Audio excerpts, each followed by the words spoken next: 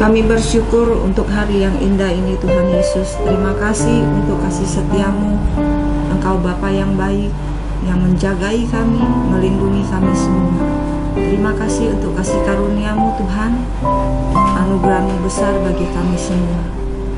Bawa kami untuk mendekat selalu, dan kami ingin mengalami pribadi kami dengan Engkau Tuhan. Perjumpaan pribadi yang mengubahkan hidup kami. Terima kasih Tuhan, Engkau memberkati ibadah ini dan juga setiap firman-Mu yang Kau tabur di dalam hati kami Tuhan. Biar benih-benih itu tumbuh subur memberkati kami semua Tuhan. Biar kami terus menjadi pelaku firman-Mu Tuhan, hidup seturut dengan kehendak-Mu. Terima kasih Bapa, hanya di dalam nama Tuhan Yesus kami berdoa, kami mengucap syukur. Amin.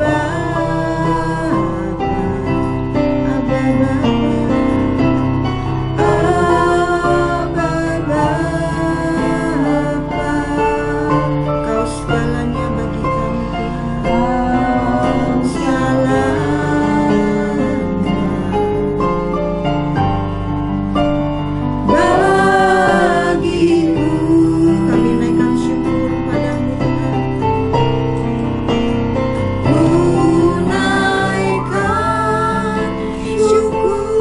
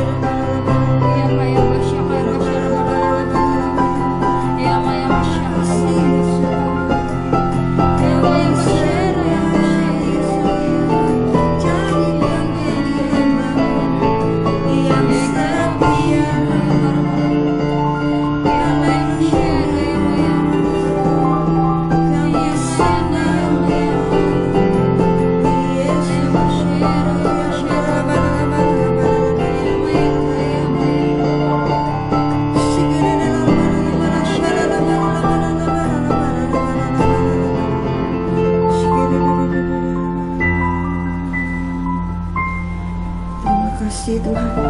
Satu hal yang kami selalu rindu Tuhan, kami selalu berada di dekat Engkau. Terima kasih Tuhan Yesus.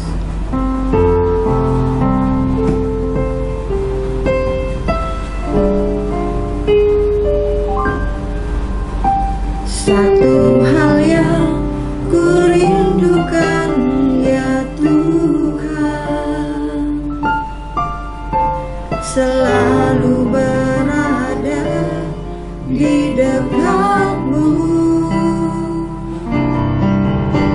dengan segenap hati, dengan segenap jiwa. Ku menanti di hadirat-Mu.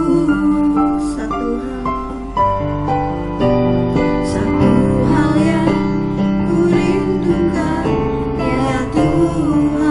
Ini pernyataan kami Tuhan, selalu berada di dekat-Mu dengan segenap hati, dengan segenap hati, dengan segenap jiwa.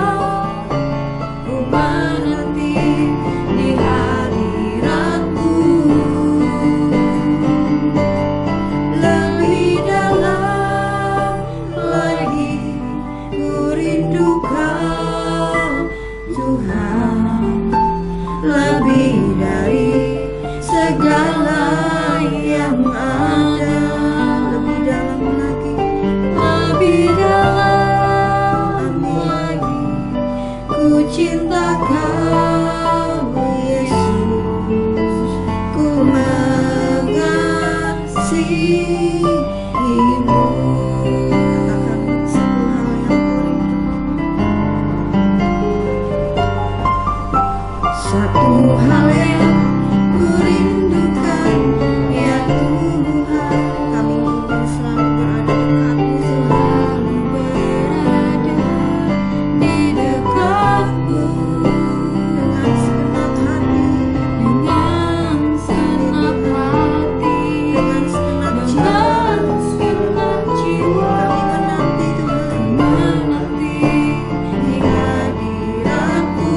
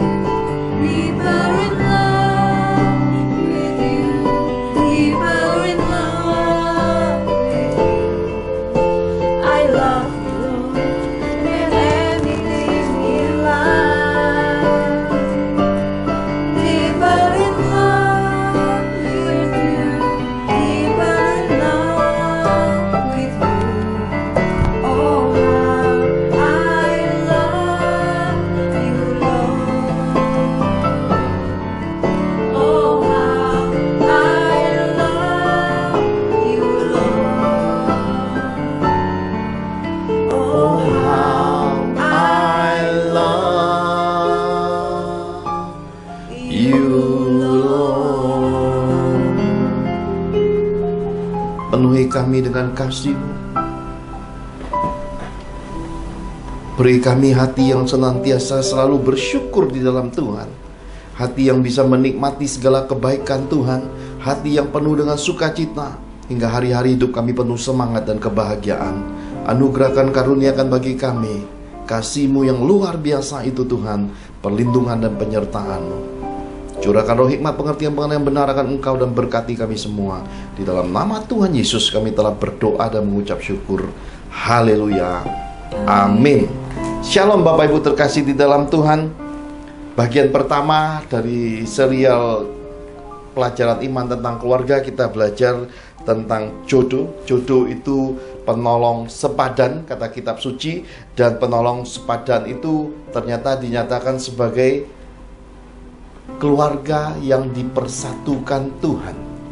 Kodrati Tuhan untuk setiap anak-anaknya memiliki keluarga untuk mewarisi garis keturunan.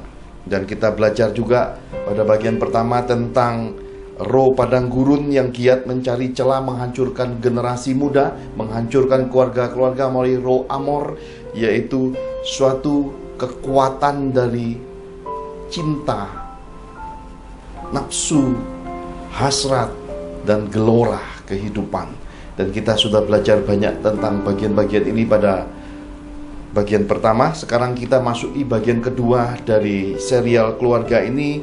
Temanya adalah tanda-tanda jodoh dari Tuhan. Karena banyak anak-anak muda kita bertanya, Pak Pendeta, bagaimana saya tahu jodoh dari Tuhan? Bagaimana saya bisa mencapai jodoh yang dari Tuhan itu? Tentu kita harus memahami tanda-tandanya sebagai parameter petunjuk daripada pilihan bagi anak-anak muda kita. Dan demikian juga untuk merefleksikan hidup bagi orang-orang yang sudah berkeluarga. Segala sesuatu yang sudah terjadi, sudah terjadi. Dalam Tuhan ada kesempatan dengan memikul salib menyangkal diri, dengan meminta belas kasih Tuhan untuk menyempurnakan apa yang pernah terjadi dan yang menjadi keliru, atau yang belum sempurna, atau yang belum mencapai tujuan hidup yang sesungguhnya dari kehidupan berkeluarga. Mari kita belajar sama-sama tentang tanda-tanda jodoh dari Tuhan ini. Mari kita sama-sama buka kebenaran firman Tuhan melalui Maliaki pasal 2 ayat 10 sampai yang ke-16. Maleakhi 2 ayat 10 sampai 16. Beginilah firman Tuhan. Bukankah kita sekalian mempunyai satu Bapa? Bukankah satu Allah menciptakan kita? Lalu mengapa kita berkhianat satu sama lain dan dengan demikian menajiskan perjanjian nenek moyang kita? Yehuda berkhianat dan perbuatan keji dilakukan di Israel dan di Yerusalem. Sebab Yehuda telah menajiskan tempat kudus yang dikasihi Tuhan dan telah menjadi suami anak perempuan Allah asing. Biarlah Tuhan melenyapkan dari kemah-kemah Yakub segenap keturunan orang yang berbuat demikian, sekalipun ia membawa persembahan kepada Tuhan semesta alam. Dan inilah yang kedua yang kamu lakukan. Kamu menutupi mezbah Tuhan dengan air mata, dengan tangisan dan rintihan.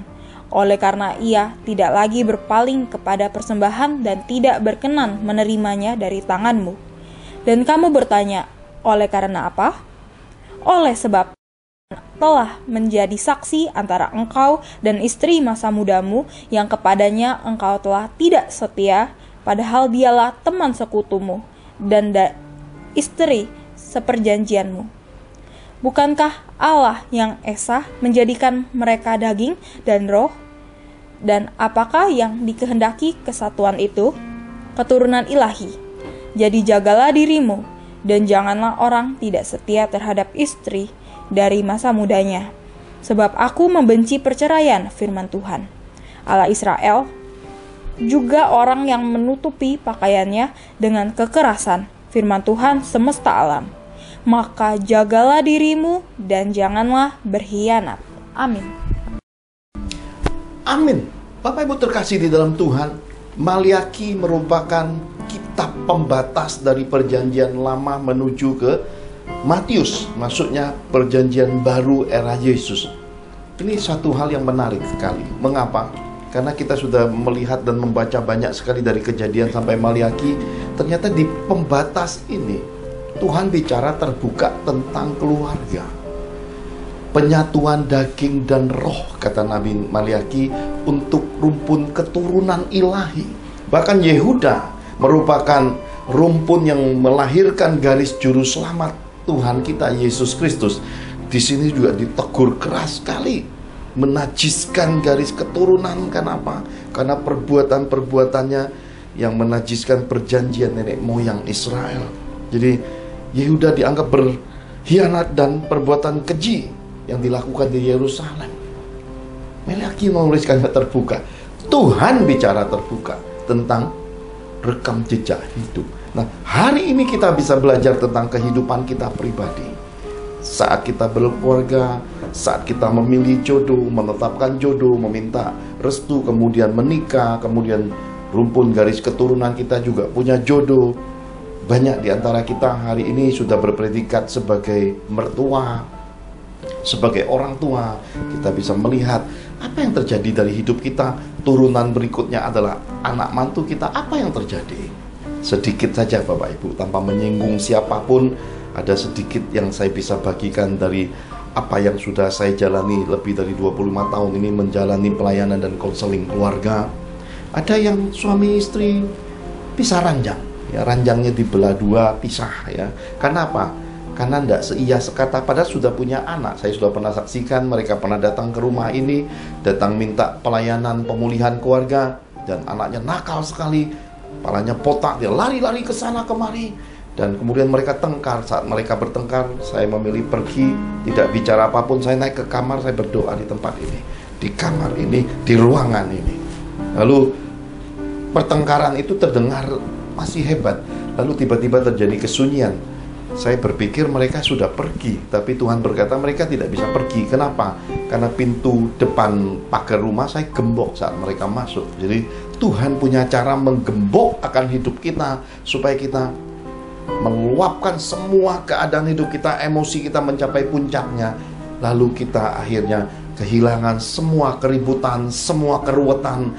Kita sudah terlalu capek dengan semua pertengkaran di balik kehidupan suami istri, kehidupan berkeluarga. Saat kita diam, Tuhan akan bicara. Waktu saya menyelesaikan konseling keluarga ini, Roh Kudus turun tangan dan menyatakan agar mereka saling pandangan. Dan ketika mereka berpandangan, cinta mula-mula, cinta yang tulus itu yang pernah terkubur oleh pertengkaran, kata-kata saling menyakiti, kemudian ditambah lagi dengan lahirnya anak, dengan keruwetan yang dibuat oleh anak yang tidak terkendali. Mereka sendiri tidak bisa mengendalikan karena mereka sendiri belum siap, tapi sudah keburu datang otong dalam hidup mereka. Tapi kasih Yesus, kasih mula-mula itu luar biasa. Mereka saling menangis, dan ketika mereka saling menangis di balik tatap mata itu, si otong anak kecil yang nakal itu juga ikut menangis. Pemulihan keluarga terjadi di rumah ini dalam hitungan jam. Jadi pertengkaran 1 tahun, pisah ranjang, gergaji ranjang bagi dua, disatukan Tuhan dalam transformasi 1 jam. Karena itulah Yesus berkata, tidak sanggupkah kamu berjaga-jaga bersama Yesus 1 jam saja? Cukup 1 jam bersama Yesus, hidup akan dipulihkan. Jadi kita bisa melihat keadaan hari ini. Ada banyak mantu-mantu kalau datang ke mertua atau kirim kabar atau telepon ke mertua atau kirim messenger, line, WhatsApp, isinya adalah sungut-sungut, isinya adalah pengaduan tentang suami, pengaduan tentang istri. Bagaimana mungkin kita bisa menerima mantu-mantu yang menyakiti hati seperti ini? Karena apa? Karena ketidakdewasaan, ketidakharmonian keluarga, pertengkaran, perselisih paham, ketidakcocokan, proses yang belum selesai di antara anak mantu kita. Mereka lapor balik kepada kita. Ini bukan yang menyenangkan buat orang-orang tua, buat para mertua. Kenapa? Karena ini lebih menyakitkan daripada penyakit. Kenapa? Karena ini kan rupanya turun dalam rupa yang tidak sempurna, yaitu keadaan daripada garis keturunan yang tidak mencapai imago di Yesus. Karena itu yang pertama dipesankan Nabi Maliaki sebagai tanda bagi kita adalah pasangan yang seimbang. Hidup ini harus mencapai itu. Jadi kalau anak-anak muda kita ingin mencari jodoh, dia harus mencari jodoh yang seimbang buat hidupnya. Baik buat komunikasi, dimensi berbagi kesepadanan, memasuki dunia sekuler, dunia karir, persiapan menjadi papa mama, yaitu menjadi orang tua. Tujuan rumpun daripada garis keturunan ini di akhir hidupnya menuju masa tuanya, itu mesti seimbang.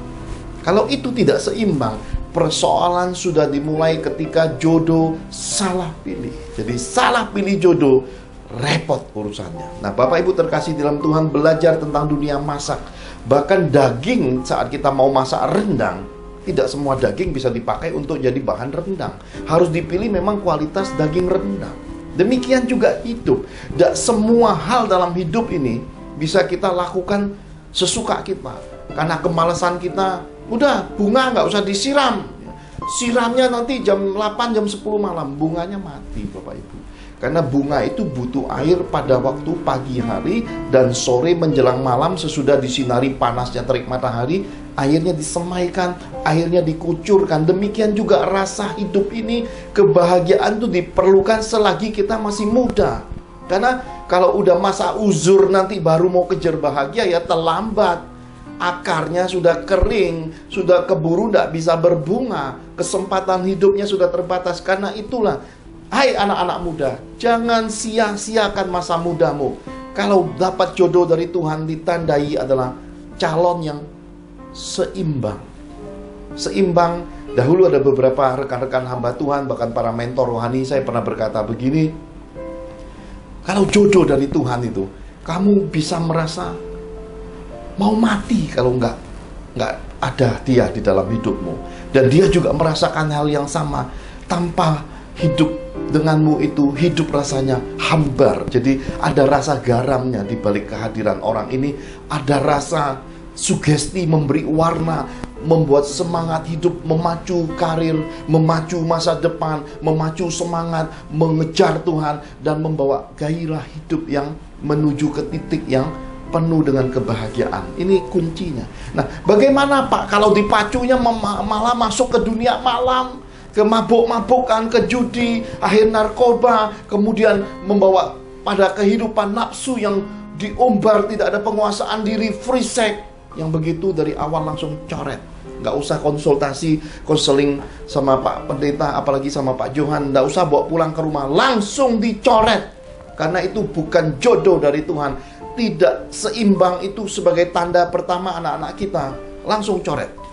Nah, Pak Pendeta, bagaimana, kami udah keburu kawin nih, hari ini hidup sudah punya anak, bahkan sebentar lagi akan punya cucu, tapi kok masih belum bisa mencapai seimbang, masih tengkar, masih nggak sehati, beda pendapat, gegeran terus, perkara duit, mau ngasih duit orang tua mertua aja ribut-ribut terus. Ya, ini bencana. Bencana itu ya benturan yang sebenarnya tidak terencana, saudara. Itu makanya disebut bencana. Ya, benturan yang tidak terencana itu disebut bencana. Tidak ada orang yang mau mengalami kehidupan suami istri, kehidupan keluarga seperti itu, tapi ternyata berbenturan, ya. Tidak direncanakan tapi datang. Itu kan apa? Besi menajamkan besi, manusia menajamkan sesama. Proses penyatuan, keseimbangan hidup, kesepadanan hidup itu belum selesai dan itu lambat. Bapak Ibu terkasih di dalam Tuhan, dalam kehidupan ini ada yang prosesnya jalannya cepat, akurat, tepat, langsung jadi. Saya salah satu saksi hidupnya. Rata-rata kehidupan saya, proses keluarga itu tidak sampai setahun kelar. Habis itu kebahagiaan hidup, bertengkar itu dihitung sama sejari, setahunnya nggak nyampe, ya. Jadi perbedaan pendapat itu kecil dan itu selesai, dan itu pembelajaran Tuhan yang luar biasa. Artinya apa? Keseimbangan roh yang dari Tuhan itu mengatur kehidupan kita. Keseimbangan itu tercapai, maka prosesnya cepat terjadi. Nah, Bapak Ibu terkasih di dalam Tuhan, ketika proses itu lambat. Proses lambat ini kenapa? Karena manusia tidak mau berubah.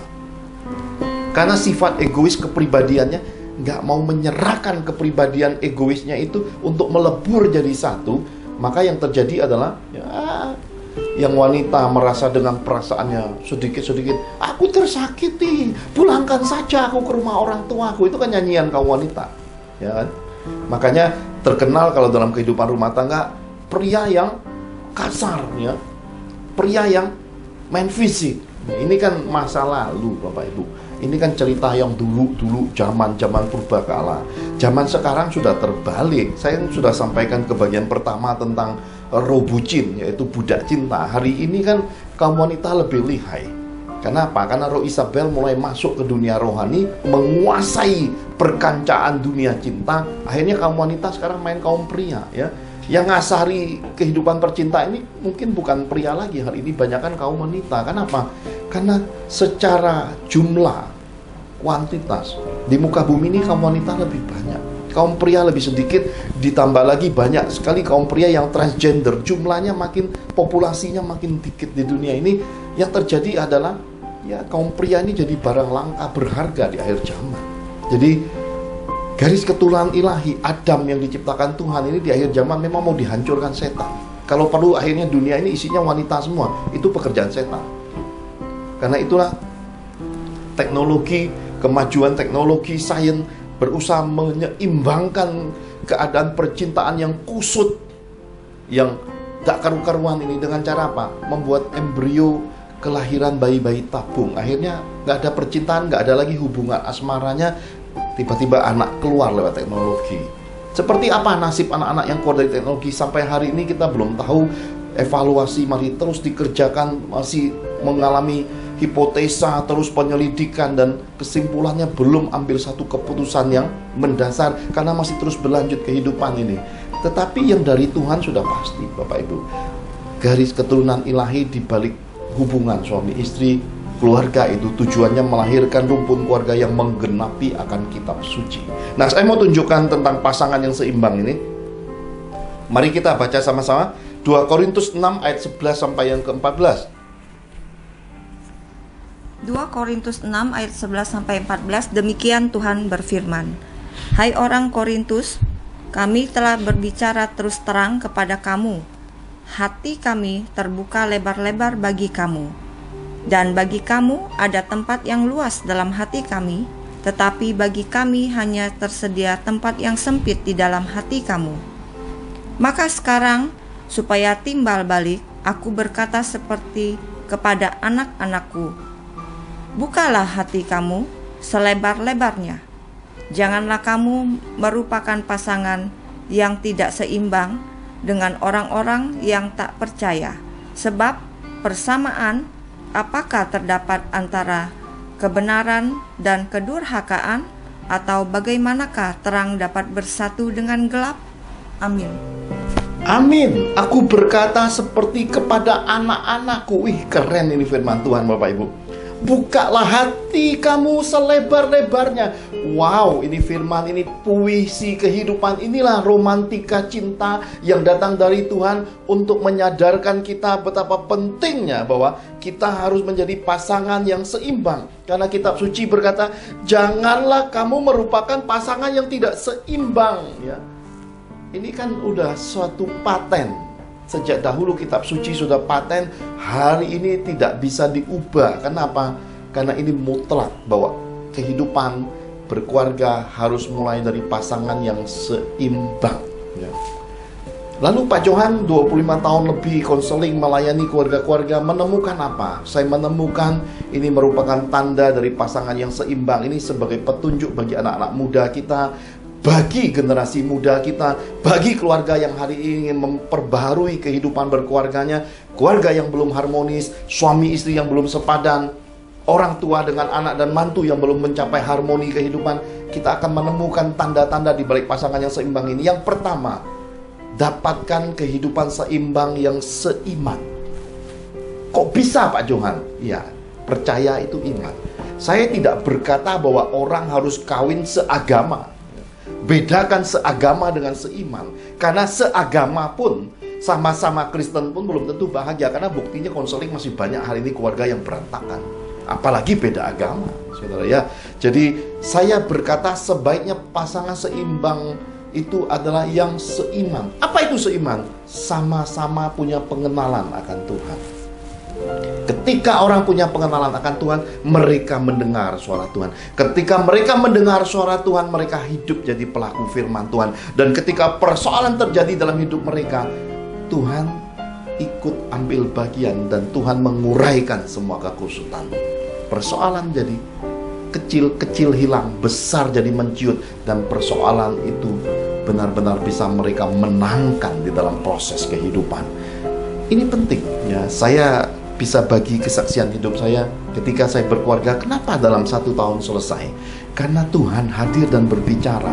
Bukan hanya sebatas saya hubungan suami istri, tapi saya dengan anak-anak pun. Dalam mendidik anak-anak, terkadang saya ada keluar sisi mau keraskan anak-anak, oleh karena anak-anak sekarang ini keras tengkuknya ya.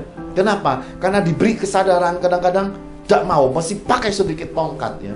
Kenapa? Karena anak-anak kita sekarang ini kan nyaman. Beda dengan generasi dahulu. Dahulu itu kan generasi kuda gigit besi ya. Sekarang kuda gigit roti, saudara. Generasinya berbeda. Kalau zaman dulu kita itu cari makan ya. Makan tuh harus nyari sendiri. Buka tudung saji, nggak ada, mesti cari makan. Nggak bisa paksa orang tua. "Pak, aku lapar, Mama, aku lapar, Pak." Nggak ada zaman dulu ya. Kemandirian anak zaman dulu, generasi dulu itu ya kenapa? Karena keadaan sulit membuat mereka akhirnya lebih survive. Generasi sekarang, adakah anak-anak di dunia ini yang tidak pernah pegang handphone? Jangan-jangan baru lahir hari ini sudah pegang handphone. Kenapa? Karena banyak orang tua nggak mau pusing ngurusin anak, kasih hiburan anaknya dengan ikatan handphone. Akhirnya mereka nonton.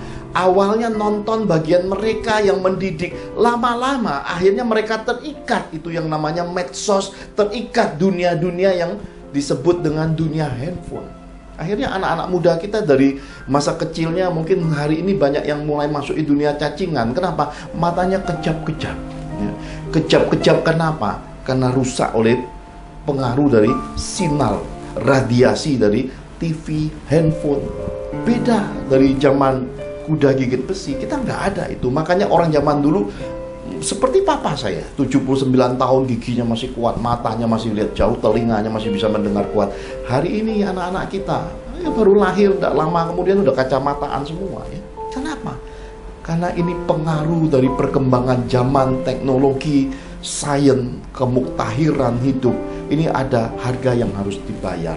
Nah inilah akhirnya manusia melakukan sikap kuda gigit roti, shortcut, jalan pintas, semuanya dibolehkan, semuanya mereka anggap itu oke. Makanya yang berlaku di akhir zaman ini ya Mbak Google, ya yang YouTube, ya itu loh. Kemudian nenek Facebook, ya kemudian ya kita tahu bahwa semua ini membuat ya kehidupan seperti ini. Mereka menghabiskan banyak waktunya dengan handphone, dengan YouTube, Facebook, Google, dengan yang namanya medsos. Akhirnya generasi kuda gigit roti ini masuk di dunia nyaman. Beda dengan generasi pendahulunya harus mandiri, survive. Sekarang mereka apa-apa, "Mah, isi pulsa." "Pak, tolong dong, isi nih, tambahin saldonya." Ya. Kenapa? Tinggal pencet, makanan datang. Sopir anak-anak muda kita, sopir generasi now banyak sekali, saudara ya. Mereka punya banyak sekali ekspedisinya, mereka punya banyak restoran, karena sekali pencet datang sendiri ya. Bapak Ibu terkasih di dalam Tuhan yang sudah masuk generasi senior, yang engkau hari ini sedang kebingungan, kesusahan dalam proses mendidik anak, harus menyadari sudah ada perbedaan kesenjangan generasi, perbedaan zaman, dan ini harus disikapi dengan bijaksana. Maka saya berkata, ketika saya mau kasih tongkat ke anak-anak saya, bukan dipukul saudara, tapi memberi sebuah penekanan hidup. Kenapa? Nyaman tuh nggak baik. Terkadang anak-anak kita menghabiskan waktunya bergaul dengan temannya, duduk di kafe kopi itu bisa berpuluh-puluh jam, kadang pulang tengah malam. Kadang-kadang kita minta waktu 1 jam bersama Yesus, main musik, belajar khotbah, belajar nyanyi, belajar mengisi skill hidupnya. Mereka enggan sekali, padahal mereka tidak sadar skill di dalam hidup ini diperlukan. Bahkan saya baru menghadiri wisuda Rehuel, dipesankan oleh Kepala Pendidikan Indonesia ya. Dikatakan apa? Salah satu kunci daripada keberhasilan pendidikan sekarang harus memiliki minimal 1 bahasa dan tambahkan 1 bahasa asing lagi. Jadi ada 2 bahasa asing minimal harus dikuasai. Nah, kalau zaman dahulu S1 sudah sangat luar biasa, sekarang S1 itu biasa, S2, S3 yang dikejar. Jadi tingkatan tuntutan zaman pada generasi anak cucu kita ini lebih besar. Generasi now ini tuntutan persaingan perlombaannya, bahkan ambisi kehidupannya lebih besar. Jadi kita tidak bisa membiarkan anak-anak kita ya masih jadi kuda, tapi tidak kudanya punya besi, tidak kudanya punya roti. Akhirnya jadi kuda malas ya. Makanya kalau kita lihat ada banyak sekali orang-orang besar yang punya perusahaan, orang-orang yang sangat dipakai dunia bisnis itu punya gambar kuda, saudara, lukisan kuda. Dan kudanya itu bukan kuda lagi malas makan rumput, itu rata-rata kuda yang lagi berpacu. Artinya apa? Hidup itu harus dimotivasi, semangat itu harus dieksploitasi, skill itu harus dipersiapkan. Nah, kuda, kita sudah belajar, kuda itu ada waktunya makan, dia makan. Tapi waktu dia bekerja, dia nggak mikir makan, nggak mikir minum. Jadi kita harus siapkan anak-anak kita mempunyai bekal skill hidup masa mudanya. Supaya apa? Supaya siap menghadapi persaingan dunia, siap beradaptasi dengan perkembangan zaman, dan bisa jadi lebih dari pemenang menghadapi seleksi kehidupan dari segala bangsa yang hidup di muka bumi. Ini penting. Maka kitab suci mengajarkan kepada kita tentang pentingnya pasangan yang seimbang itu seiman. Kemudian yang kedua, pasangan muda itu sebaiknya dimulai dari masa muda ya. Jangan sudah umur 6-70 tahun baru mau mencari cinta sejati, baru belajar Romeo Juliet. Jangan 6-70 tahun sudah kawin 10 kali baru mau cari jodoh yang sesungguhnya. Ya, ini terlambat. Dan jangan sampai gonta-ganti pacar, gonta-ganti pasangan, akhirnya kawin cerai, sampai hari ini bertanya, mana sih jodohku dari Tuhan? Ya, itu juga keliru. Kenapa? Karena hidup ini bukan uji coba atau bongkar pasang, atau kita cari kambing hitam nyalain orang lain. Dulu aku nggak bahagia karena gini. Kuncinya tetap ada pada dirimu dan firman. Mulai masa muda, anak-anak muda kenal firman, kenal Tuhan. Jadi pasangan muda yang satu kali menemukan pasangan hidupnya, jodoh dari Tuhan, sampai usia menutup, itulah rumpun hidupnya. Kenapa, saudara? Karena untuk kita hidup berharga di muka bumi ini, saudara cukup pegang uang yang asli ya. Uang yang asli itu memang dikasih ilmu, diraba, diterawang ya, kemudian dirasa ya kan. Tapi saya ingin mengajarkan generasi muda ini, anak-anak muda kita, nggak usah banyak belajar tentang uang palsu. Jadi tidak usah laki-laki muda mempelajari banyak kaum wanita, kamu bedah-bedah, kamu bela-bela ya, cari kepalsuan-kepalsuan. Nggak perlu ya, nggak perlu. Demikian juga generasi anak-anak cewek kita, cewek-cewek muda kita ya, generasi gadis-gadis muda kita, nggak usah belajar tentang sifat laki-laki, sifat buruknya, ini apa, nggak usah ya, nggak usah. Cukup belajar ilmu Tuhan saja, pegang firman, kenal Tuhan, dapatkan pilihan Tuhan, pegang uang asli. Kenapa? Nggak perlu lagi setelah kita memahami, diraba, diterawang, dirasa, sekali lihat langsung tahu itu jodohku atau bukan. Karena ada tanda-tanda Tuhannya. Dari rasa muda itu, dia tidak bisa hidup tanpa aku nggak bisa hidup tanpa dia. Dan Tuhan hadir di balik pertemuan dan percintaan itu. Dan kemudian hidup itu ya kayak uang, dibelanjakan ya. Orang bisa lihat hidupmu asli apa palsu. Kenapa? Orang bisa melihat kamu pasangan yang benar atau enggak. Karena kalau ada orang asing datang ke rumahmu 3 hari saja, langsung kelihatan kok berkeluarga itu benar apa enggak. Kenapa? Karena hidupmu, keluargamu, rumahmu itu adalah cermin kebahagiaan. Jadi sebaiknya dimulai dari masa muda untuk mencapai pasangan yang seimbang. Dan yang ketiga ini tidak kalah pentingnya, segala sesuatu yang dimulai dari percintaan dan memasuki bahtera keluarga harus mendapat restu dari kedua pasang keluarga. Jadi calon mertua menyetujui, orang tua kandungmu menyetujui, dan ketika calon besan ini ketemu, mereka sepakat dan itu menyatukan keluarga. Dengan demikian restu, berkat datang dari bapak, dari orang tua, itu menjadi berkat yang luar biasa di dalam penyatuan itu. Jadi Keseimbangan itu datang balance dari pihak orang tua kandung maupun calon mertua. Ini penting.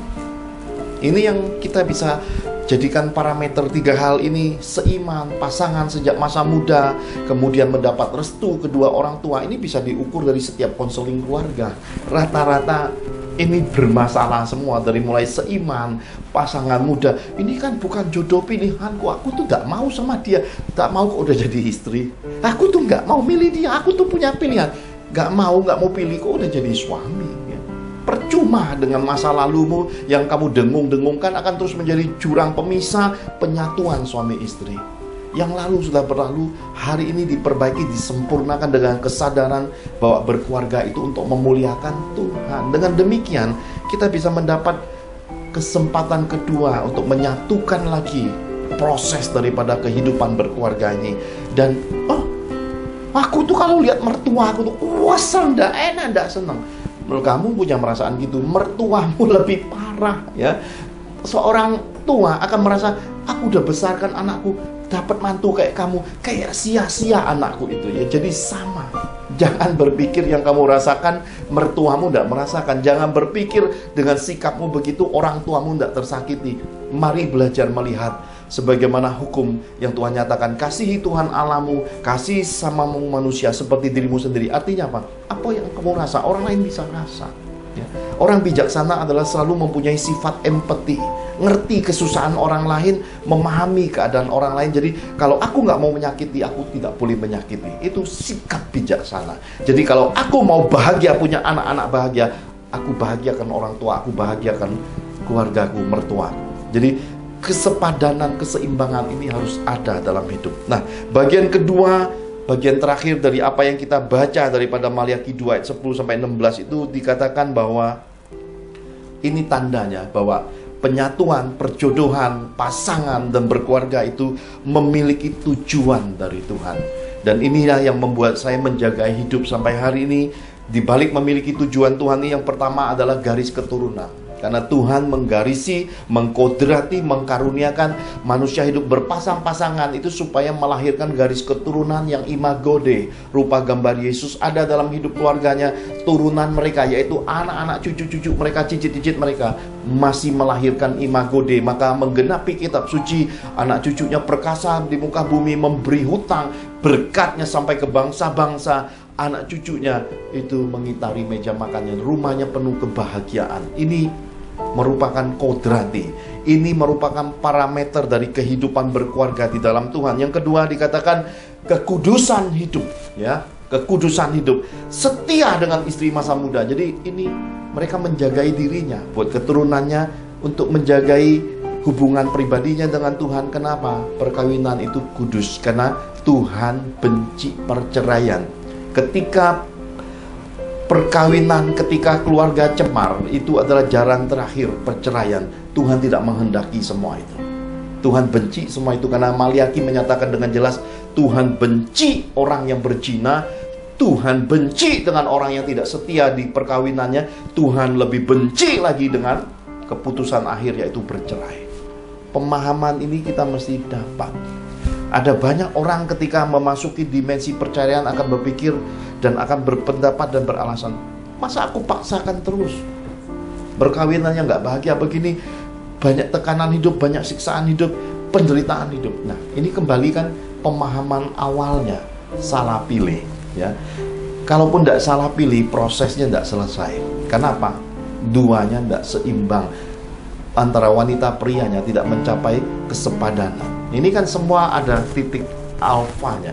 Dan kalau kita masuki ke prosesnya, ya bisa salah dari alfanya atau dari prosesnya. Karena di omeganya, Tuhan hanya ingin keluarga yang sampai akhir hidupnya jadi teladan, jadi berkat. Keluarga suami istri yang memuliakan Tuhan dalam hidup mereka. Ini Tuhan udah nyatakan dengan jelas. Jadi kita tidak bisa lari lagi, Bapak Ibu. Kenapa? Karena setia dan teladan berkeluarga ini langka di akhir zaman. Karena setia dan teladan hidup berkeluarga ini terkadang di garis akhirnya itu baru nampak jelas. Karena para pendahulu kita, para pemimpin rohani, para pembimbing rohani, kita disuruh Tuhan mengikuti jejak iman, tapi juga memperhatikan akhir hidup mereka. Kenapa? Karena ternyata kehidupan paling sulit, complicated, yang tidak mudah di dalam kehidupan ini adalah kehidupan berkeluarga. Tetapi orang yang mencapai kehidupan berkeluarga, yang mencapai perkenanan Tuhan sesuai kehendak Tuhan dan membuat Tuhan tersenyum, sorga itu terbuka lebar bagi mereka. Kenapa? Karena orang yang mencapai kehidupan berkeluarga ini mencapai kesempurnaan di hadapan Tuhan dan sesama.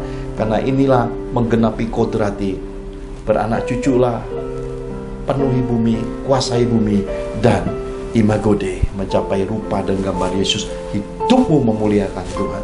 Saya berdoa Bapak Ibu terkasih di dalam Tuhan, lewat apa yang dijabarkan kitab suci ini, kita pelan-pelan mencari apakah yang menjadi akar, apakah pemicunya, dan jalan keluarnya kita temukan ketika kita menemukan sumber dari segala penyakit, perselisihan, pertengkaran suami istri, dan yang membuat keretakan rumah tangga. Dengan demikian, Roh akan menolong kita, firman menjadi parameternya untuk kita menguraikan segala kekusutan hidup ini, sehingga kesempatan untuk bahagia dari Tuhan itu masih ada dan masih bisa kita capai dengan cara hati yang terbuka, hati yang dibuka lebar-lebar. Dan seorang bapak rohani harus hadir, karena saya melihat keluarga-keluarga sekarang butuh orang-orang yang menjadi teladan, yang terbukti berkualitas dalam berkeluarga, untuk membimbing keluarga-keluarga muda, bahkan membimbing keluarga-keluarga yang sudah senior, yang belum mencapai tujuan kehidupan berkeluarga. Kenapa? Karena ini kesempatan hidup, ini kesempatan berbahagia. Selagi hidup, capai bahagia. Dan bukalah hatimu lebar-lebar untuk Tuhan berkarya, untuk Tuhan memulihkan, Tuhan merestorasi keluargamu, dan Tuhan memulihkan engkau. Dengan demikian, tanpa kau sadar, ketika keluargamu dipulihkan, berkat-berkat Tuhan dialirkan masuk di hidupmu. Rekening bankmu diisi penuh, bisnismu penuh kemurahan, semua mencapai kesukaan hidup yang penuh kebahagiaan yang tidak terucapkan dengan kata. Dan saat tidur kau terjaga, kau melihat istrimu berbaring di sampingmu, kau lihat suamimu berbaring di sampingmu, dan pintu rumah terbuka, pintu kamarmu terbuka, anak-anakmu, mantu-mantumu, cucu-cucumu berlarian. Kebahagiaan satu rumah ini sungguh tersedia di dalam Yesus Kristus, Tuhan Juru Selamat kita. Karena kitab suci menuliskan semua itu dan mengajarkan kita hari ini tentang semua itu. Haleluya. Kita akan masuki pada dimensi berikutnya pelajaran berkeluarga ini. Kita akhiri ibadah hari ini. Pastor William Seret akan tutup di dalam doa untuk kita menerima berkat-berkat Bapa Surgawi. Mari kita angkat kedua tangan kita sama-sama di hadapan Tuhan. Bapak Ibu yang terkasih dalam Tuhan, pelajaran keluarga bagian kedua yang barusan kita terima bertema tanda-tanda jodoh dari Tuhan. Tuhan pesankan bahwa makna hidup berkeluarga dari orang-orang beriman adalah hidup sebagai pasangan yang seimbang. Dinasihatkan agar kita, bila kita diberi pilihan dan kuasa untuk memilih jodoh, sebaiknya memilih yang seiman dan menjadi pasangan muda yang datang dari kehendak Tuhan. Juga yang sangat terpenting adalah mendapat restu dari kedua pihak orang tua. Terpenting bahwa hidup berkeluarga itu harus memiliki tujuan Tuhan yang mulia. Haleluya. Bapak Ibu terkasih dalam Tuhan, kita tutup ibadah ini dengan doa sehati sepakat menerima berkat-berkat Bapa Surgawi. Mari kita angkat kedua tangan kita di hadiratnya.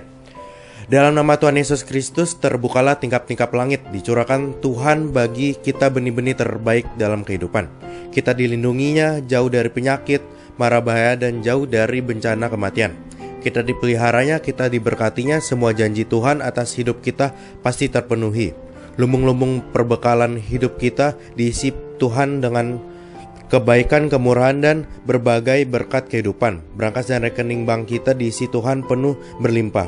Kita hidup sehat dan bahagia. Kita terima semua berkat Bapa Surgawi ini dalam nama Tuhan Yesus. Sama-sama kita katakan amin. Amin. Tuhan Yesus memberkati.